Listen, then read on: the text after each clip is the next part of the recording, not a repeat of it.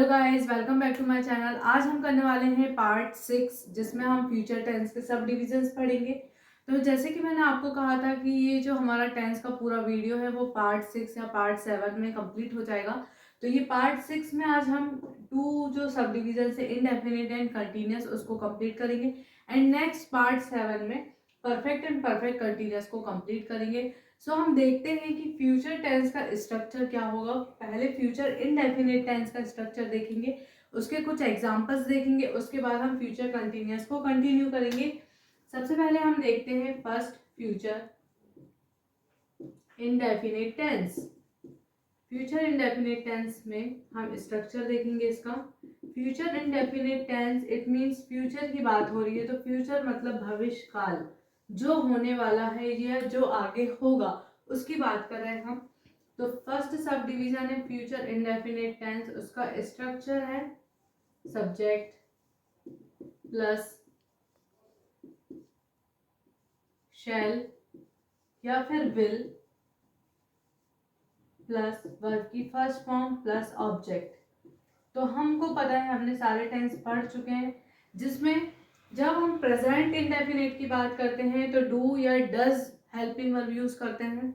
जब हम past indefinite की बात करते हैं तो डू हेल्पिंग वर्ब का यूज करते हैं। बट हम फ्यूचर की बात कर रहे हैं तो हेल्पिंग वर्ब जो है वो शैल या विल होगी, उसके साथ वर्ब की फर्स्ट फॉर्म प्लस ऑब्जेक्ट। जब हम इसका नेगेटिव सेंटेंस बनाएंगे तो वो होगा सब्जेक्ट प्लस हेल्पिंग वर्ब शैल या फिर विल, उसके साथ नॉट प्लस वर्ब की फर्स्ट फॉर्म प्लस ऑब्जेक्ट। कभी भी अगर हम नेगेटिव बनाएंगे तो जो नॉट है वो हेल्पिंग वर्ब के बाद ऐड होगा and then interrogative sentence helping verb सामने आ जाएगी शैल विल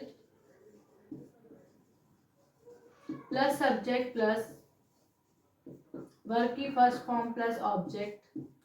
और ये इंट्रोगेटिव सेंटेंस है, मतलब क्वेश्चन है, तो इसमें हम क्वेश्चन मार्क को ऐड कर देंगे। That is the structure of future indefinite tense. Use of shall and will. सबसे पहले हमने ये तो देखा कि हेल्पिंग वर्ब जो है वो शैल और विल यूज हो रही है, तो हम उसके यूज देखेंगे कि कहाँ कहाँ ये चीजें यूज हो रही है। जब हमारा सब्जेक्ट जो सब्जेक्ट है वो आई होगा या फिर वी होगा। जब आई और वी सब्जेक्ट यूज होगा तो हम शैल वर्ब शैल हेल्पिंग वर्ब का यूज करेंगे। बट जब अदर पर्सन या ही शी इट यू या कोई भी पर्सन यूज होगा या सिंगुलर या प्लूरल या फिर शी ही इट या कुछ भी यूज होगा तो हम उसके साथ विल यूज करेंगे फ्यूचर टेंस में। सब्जेक्ट मतलब फर्स्ट पर्सन, तो फर्स्ट पर्सन अगर ये सब चीजें हैं तो आई है और वी है तो shall, singular subject plural subject she he और इट है तो विल का यूज होगा। Number of future indefinite tense. सबसे पहले फॉर एग्जांपल हम देखेंगे, जब हम इसका एग्जांपल बनाएंगे किसका, फ्यूचर इंडेफिनिट टेंस का, तो हमें पता है कि हम हेल्पिंग वर्ब जो है विल और शैल होगी और मेन वर्ब जो है वो वर्ब की फर्स्ट फॉर्म होगी। सबसे पहले मैं आई सब्जेक्ट का यूज कर रही हूँ। आई मतलब फर्स्ट पर्सन जिसके साथ मैं हेल्पिंग वर्ब शैल यूज करूंगी। आई शैल वर्ब की फर्स्ट फॉर्म कुक, आई शैल कुक मैगी, मतलब मैं मैगी बनाऊंगी। फिर जब मैं इसका नेगेटिव सेंटेंस बनाऊंगी तो वो हो जाएगा I shall not cook Maggi. And last interrogative sentence होगा shall I cook Maggi and add होगा question mark. And then next अब हम विल का यूज करेंगे, तो आई और वी है तो शैल यूज होगा और बाकी पर्सन जैसे ही शी इट है तो उसके साथ विल यूज होगा। तो second will she will play, play verb की फर्स्ट फॉर्म हो गई, शी विल प्ले कैरम। जब हम इसका नेगेटिव सेंटेंस बनाएंगे तो हो जाएगा she will not play carrom. And last interrogative sentence, will she play carom? That is the example of future indefinite tense. Subdivision of future tense is a future continuous tense. अब हम इसका structure देखेंगे कि future continuous tense में हम क्या use करेंगे। सबसे पहले स्ट्रक्चर में आ जाएगा सब्जेक्ट और हमें याद रखना है कि फ्यूचर कंटिन्यूस में विल और शैल जो है वो मेन हेल्पिंग वर्ब यूज होती हैं। तो सब्जेक्ट के साथ विल या shall plus be plus continuous है, इसलिए हर एक कंटिन्यूस टेंस में वर्ब की first form plus ING plus object use होता है। नेक्स्ट, जब नेगेटिव सेंटेंस बनाएंगे हम इसका तो वो हो जाएगा subject plus will shall not be plus verb की first form plus ING plus object. And interrogative sentence हो जाएगा हेल्पिंग वर्ब सामने आ जाएगी विल शैल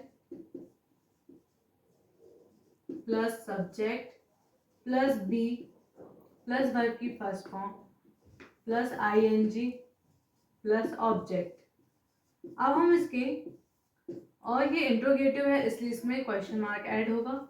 आगे हम इसके एग्जाम्पल देखेंगे कि हम किस तरीके से इसके एग्जाम्पल विल और शैल के यूज करेंगे। तो फ्यूचर कंटिन्यूस टेंस, तो हम इसका एग्जाम्पल देते हैं। फॉर एग्जाम्पल फर्स्ट, अभी हमने आई के साथ सेल का यूज कर लेते हैं, अब हम वी के साथ सेल का यूज करते हैं।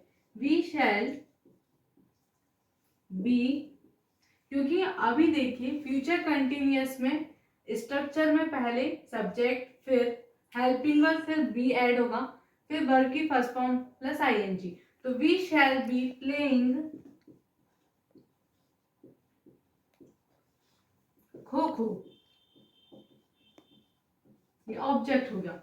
जब हम इसका नेगेटिव सेंटेंस बनाएंगे तो वो हो जाएगा we shall not be playing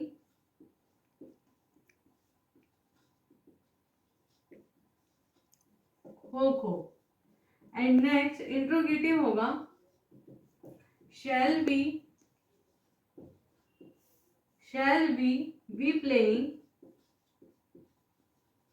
kho kho and इसमें ऐड होगा question mark.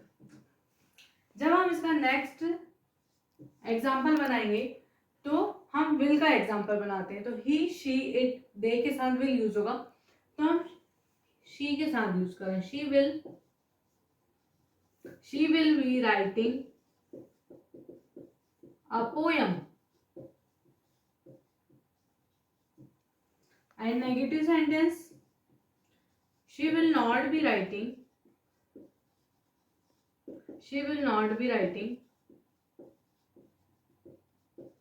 a poem.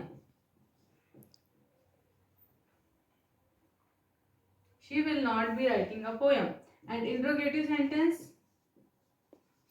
will she be writing